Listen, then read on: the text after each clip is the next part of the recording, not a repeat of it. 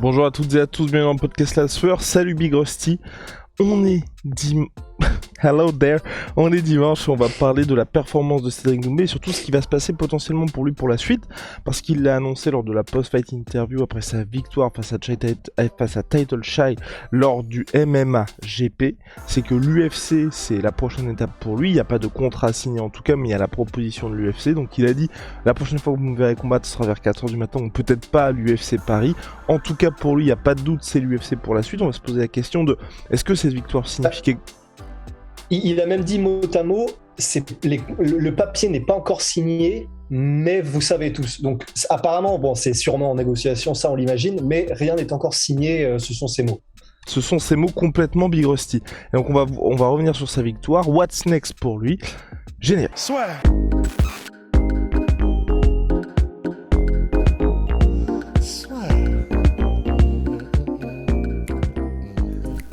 Entre dans l'octogone avec Unibet. Qui sera le vainqueur du combat? En combien de rounds? Fais tes paris sur l'app numéro 1 et profite de 150 € offerts sur ton premier pari. Donc Jai Title qui a été prévenu en ultra short notice, Cédric Doumbé qui a eu donc 2 changements d'adversaire au MMA GP, là c'était le dernier, donc Jai Title malheureusement pour lui, enfin on va dire il y avait une énorme différence d'expérience, 1-0 seulement MMA chez les professionnels, une expérience en amateur mais chez les lightweight, et donc forcément vous êtes prévenu à 2 jours en short notice, vous affrontez Cédric Doumbé, c'est un petit peu compliqué pour vous d'arriver avec déjà un véritable game plan, surtout que c'était pas non plus un monstre de la lutte, où là ça aurait été intéressant, c'est vrai pour nous en termes d'opposition de style, pour savoir où en était Cédric Doumbé, parce que on est sur quelqu'un qui a tout fait au Glory. Le next stop pour lui, on le sait, c'est l'UFC, mais il faut déjà bien évidemment prouver et cocher quelques cases. Là, malheureusement, on n'a pas eu ça, c'était vraiment un combat pour que Cédric Doumbé reste actif. Ouais, c'est ça. Bah déjà, effectivement, en premier, il faut noter les couilles en adamantium de Title Shy. C'est clair que les gens pourraient dire, bah ouais, mais il a rien à perdre. Ouais, enfin, il a rien à perdre, c'est vrai, dans le sens où il est prévenu à 2 jours, etc. Mais tu vas quand même, sans préparation, affronter Cédric Doumbé. Donc rien à perdre, si quand même quelques dents et puis des traumatismes à gagner, quoi.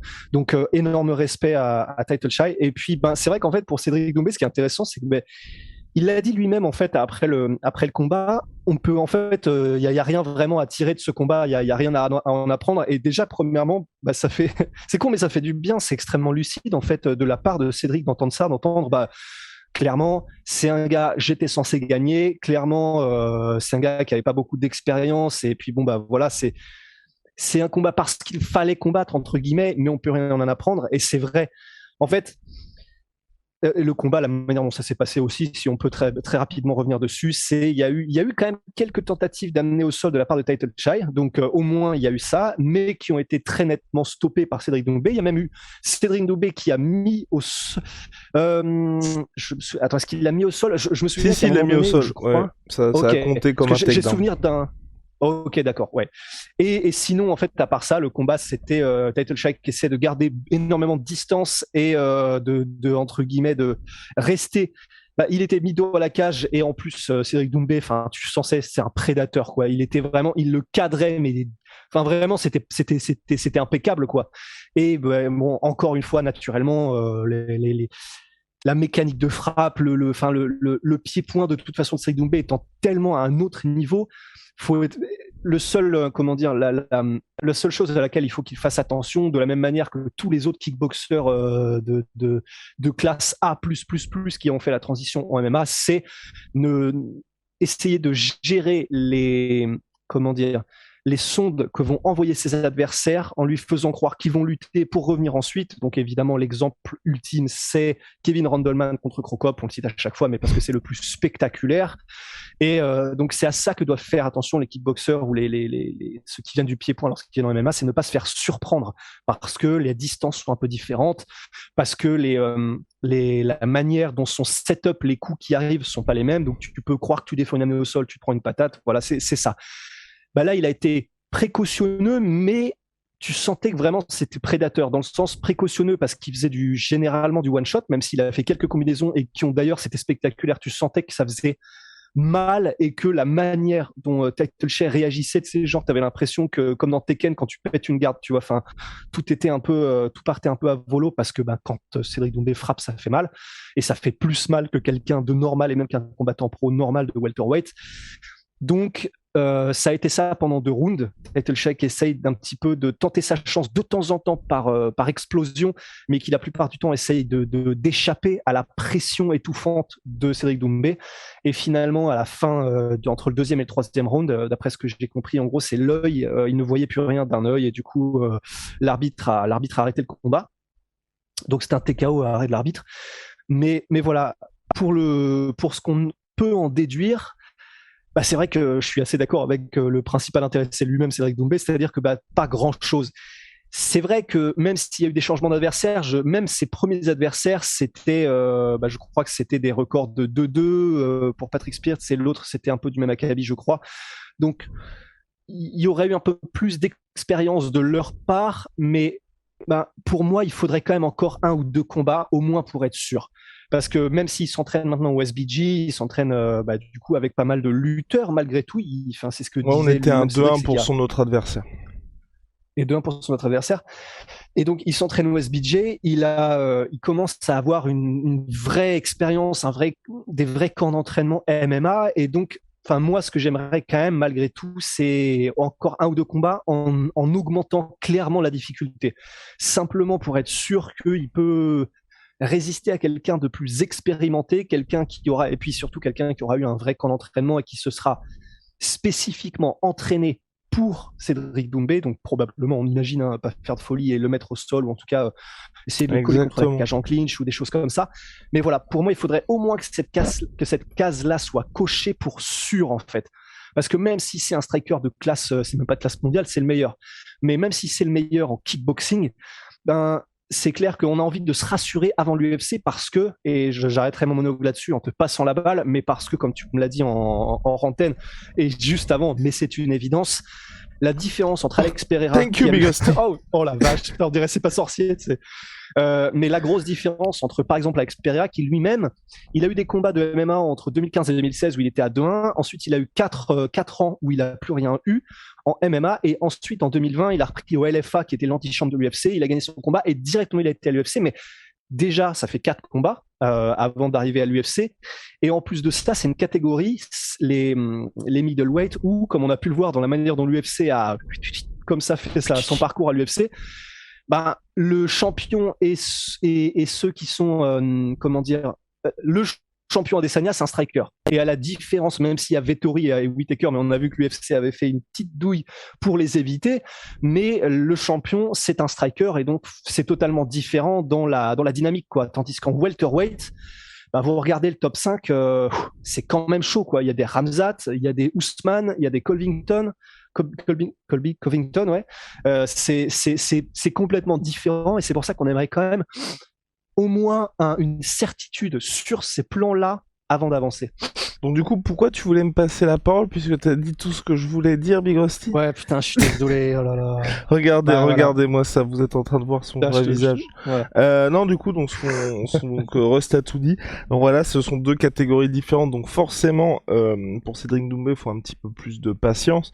Ce qui convient aussi de dire, hein, moi c'est pour ça aussi que j'aimerais qu'on attende un petit peu plus pour Cédric Doumbé, et c'est ce que tu as dit, donc je rajoute aussi un petit point là-dessus, c'est que là, les 2 premiers adversaires de Cédric Doumbé, je veux pas dire qu'ils ne venaient pas pour gagner, parce que je respecte tous les combattants, mais c'est vrai que c'était des personnes qui avaient des ambitions résolument différentes de Cédric Doumbé, c'était pas du tout les mêmes conditions que les conditions que lui avait. Donc là, c'est vrai que même un prochain step, où je sais pas, moi, il combat pour le titre par exemple du MMA-GP, ou dans une autre organisation où il y a un titre en jeu, enfin en tout cas, il y a un adversaire qui arrive sur le papier avec aussi un camp d'entraînement complet et la volonté justement de nuire pour le coup, pour de nuire face à Cédric Doumbé, moi ça m'intéresserait aussi, parce qu'il y a cette différence d'intensité.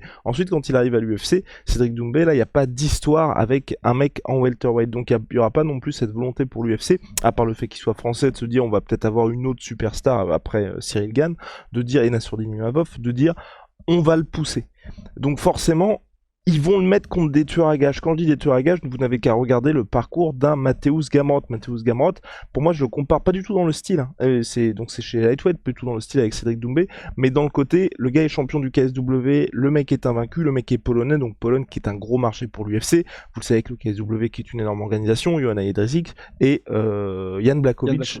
Et le mec traverse l'enfer depuis qu'il est à l'UFC.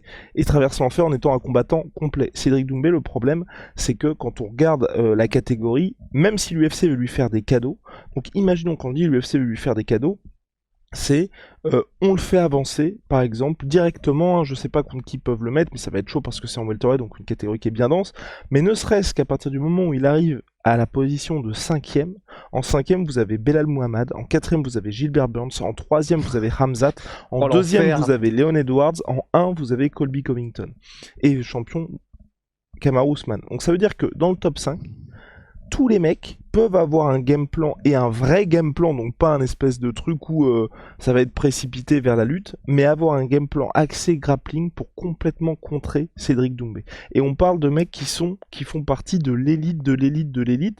Et si vous me dites, bah ouais, mais Guillaume Leon Edwards, regarde, c'est plutôt debout qui arrive à maîtriser les gars, regardez ce qu'il a fait à Nate Diaz, par exemple, qui est pas le dernier venu. Donc, ça fait quand même vraiment flipper pour Cédric Doumbé. Moi, j'ai pas du tout envie qu'il arrive dans une catégorie où il y aura un retour ultra brutal à la réalité, sachant qu'on parle de l'UFC, que vous voyez bien que même un gars comme Cyril, qui a gagné 2 rounds contre Francis et qu'ensuite a perdu les 3 suivants et s'est incliné par décision, ce que personne n'a fait dans un vrai combat, je parle pas du combat d'Eric Lewis, il n'a pas non plus été knockdown ou sonné par Francis, les gens, il y a pas mal de haters qui se réveillent contre Cyril alors que sa performance, même si c'est une défaite, est plus qu'honorable. Donc tout est une question de hype à l'UFC. Et si Cédric vient à perdre et perdre salement, je pense qu'il faudra énormément de temps pour lui pour réussir à revenir. Regardez même ce qui s'est passé, toute proportion gardée parce qu'il était monté de catégorie, mais quand Adesanya a perdu contre Jan Blachowicz, tout le monde est en mode ah bah c'est ça qu'il faut faire pour le battre maintenant. Tout le monde a essayé, tout le monde continue de perdre. Et donc pour Cédric Doumbé, moi c'est ce qui me fait vraiment flipper parce que on regarde cette catégorie, tu vois, là on regarde le top 15, dans les mecs où ça peut le faire pour lui à l'heure actuelle, il y a Michel Pereira, Li Jingliang, Geoff Neal. Li Jingliang, pas si facile. Hein. Mais c'est ça, c'est ce que je veux dire. Quand je dis ça peut le faire. Neil Magny, je pense que c'est beaucoup trop tôt. Et ensuite, je mets en 7ème, enfin, je mets 8ème Jorge Masvidal, 7ème Stephen Thompson. Mais là encore, on parle de gars, c'est des monstres. Mais c'est en termes de, on va dire, de match-up et de game plan, ça peut aller pour Cédric Doumbé. Mais comme la catégorie, vous le voyez, est résolument différente de la catégorie middleweight avec Alex Pereira, où le chemin vers le titre est facilité, là, moi, je trouve que c'est un petit peu chaud, malheureusement, pour Cédric Doumbé. Donc, je serais d'avis, moi, qu'il attende un petit peu, quitte à prendre de toute façon un petit peu plus d'expérience, allez, 3-4 combats, et ensuite, quand il arrive, là, il peut vraiment faire un run vers le titre. Sachant que comme vous l'avez vu, cette catégorie, il y a tellement de monde, c'est pas non plus une situation aussi, et pour ajouter à ça, la même qui serait à Adesanya, où Adesanya a besoin d'avoir des nouveaux challengers. Là, s'il n'y a pas Alex Pereira, on sera en mode, enfin l'UFC sera en mode, putain, on va lui mettre qui? Soit il monte, soit on est obligé d'attendre. Chez les welterweight, bah vous voyez, il y a quand même une volonté de la part de l'UFC de faire Sean Brady en octobre prochain contre Belal Muhammad, donc le 9ème contre le 5ème. Shavkat Rakhmonov qui arrive. Il y a aussi Khamzat Chimaev qui arrive. Et là, on est dans une situation où Kamaru Usman revient le 20 août prochain contre Leon Edwards. Ensuite, selon toute vraisemblance, ce sera soit Khamzat qui va peut-être affronter Colby Covington. Enfin, il y a quand même du monde qui est en train de toquer à la porte. Donc, ils n'ont pas non plus besoin de Cédric Doumbé, en tout cas dans cette catégorie welterweight. Donc moi, c'est tous ces éléments-là qui font que je me dis, aujourd'hui, faut attendre un petit peu, à moins que l'UFC fasse, mais ils n'en ont pas l'habitude non plus.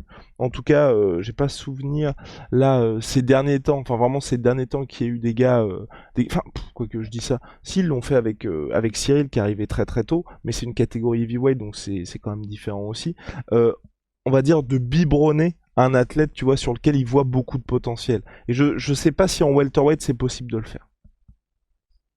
Bah ouais, et puis c'est vrai que tu l'as dit, mais je crois que tu l'as dit entre guillemets à demi-mot, mais c'est vrai qu'en plus du fait qu'il y avait besoin d'un nouveau challenger et de son frère pour Adesanya, en plus pour Pereira, il y avait leur histoire personnelle entre les deux, où Pereira avait gagné les 2 précédents combats. Donc là, pour l'UFC, c'est vraiment les planètes, tout s'aligne parfaitement pour qu'ils aient ce nouveau challenger à ce moment-là. Donc là, c'est impeccable.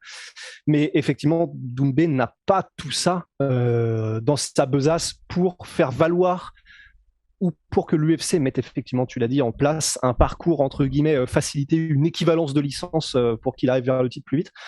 Donc ouais, non, c'est pour ça. Je suis assez d'accord. Soit d'autres combats et contre des challengers de plus en plus expérimentés et dangereux surtout dans le domaine dont on ne doit pas prononcer le nom, donc le grappling et la lutte, théoriquement, pour Cédric Doumbé. Ouais, mais voilà, en fait, du coup, on en est là. Et personnellement, si là, on avait l'annonce que Cédric Doumbé a signé à l'UFC, je serais content pour lui, mais je serais un peu en mode tu vois, j'aurais vraiment un peu peur compte tenu de tout ce qu'on vient de dire, tu vois. Pareil, sachant qu'on dit tout ce qu'on dit, parce que bon, attention aux interprétations, on dit ça dans l'optique où nous, quand Cédric Doumbé il signe à l'UFC, nous ce qu'on veut pour lui, ce qu'on envisage pour lui, à la manière d'un Saladin Parnasse le jour où il signera à l'UFC, c'est le titre, je vais pas dire ou rien du tout, mais c'est l'ambition, c'est le titre. C'est pas juste qu'il soit à l'UFC, qu'il soit dans le top 15, non, c'est il faut qu'il aille, enfin il faut, c'est que si, il le faut, voilà, c'est tout. L'objectif pour lui, ça va être la ceinture. Donc forcément, quand l'objectif est la ceinture, il faut arriver à l'UFC au bon moment. Et donc pour arriver à l'UFC au bon moment, comme Alex Ferreira, il a attendu de passer à l'UFC au moment où il a eu le titre de champ au Glory. Le dernier combat, vous le regardez contre Varitov, c'était plus un sparring qu'autre chose, puisque 2 mois après seulement, il combattait à l'UFC. Ouais. Parce que il a attendu il y avait déjà la victoire par KO contre Adesanya, mais qu'il y ait la hype derrière lui, qu'il puisse faire ses entraînements et qu'il soit vraiment MMA ready au moment où il allait signer à l'UFC. Et pour Cédric Doumbé, comme l'ambition semble être la même chose qu'Alex Pereira, à savoir un run vers la ceinture, autant arriver au moment où vous êtes prêt, parce que forcément Cédric Doumbé, au-delà des performances sportives, où c'est là le seul endroit où on peut s'inquiéter aujourd'hui, pour le reste, mais il a le full package puisqu'il est déjà énormément suivi sur les réseaux sociaux. Toutes ces interviews d'après-combat, c'est un vrai régal. Le trash talking d'après... Même d'avant-combat, c'est que des bangers dès qu'il parle. Et quoi. voilà, tout ce qui est trash talking, c'est déjà au point. En plus, l'UFC, ils ont tout ce qui s'est passé au Glory pour se rendre compte vraiment que le gars a l'habitude des grands événements. Allez-y, Big Rusty. Et il parle anglais. Et il parle anglais, ce qui est également très important. Donc bref, tu vois, c'est tous ces points-là qui font que s'il arrive à l'UFC dans de bonnes conditions, ça devrait être un sacré truc parce que personne ne sera à l'abri dans la catégorie welterweight. Donc voilà, donc personnellement, moi j'ai envie qu'on prenne un peu notre temps. De toute façon, on sait qu'il va y aller. La seule vraie question, c'est quand. Et quand il y va, il démonte tout le monde. Voilà. On a terminé, Big Rusty ? Ni plus ni moins. Eh bah formidable. Bon en tout cas, big shout out my sweet pea, my sweet protein. Il y a les soldes en ce moment sur tout my protein. On a encore même des t-shirts. Mais on ne se concerte pas. Rendez-vous, on ne se concerte pas et ce t-shirt-là, je ne le porte jamais. Les connexions, les gars. Bref, vous avez un pourcentage supplémentaire sur tout my protein avec le code la sueur. Et pour nos savons, c'est sur onai.fr. Merci du soutien. Grâce à vous, on en a sold out quelques-uns. Là, il y a les réassorts qui arrivent. Ouais, tout est disponible sur le site. En plus, peut-être bientôt. Enfin, on vous prépare de très belles choses. Ça, c'est grâce à vous. See ya.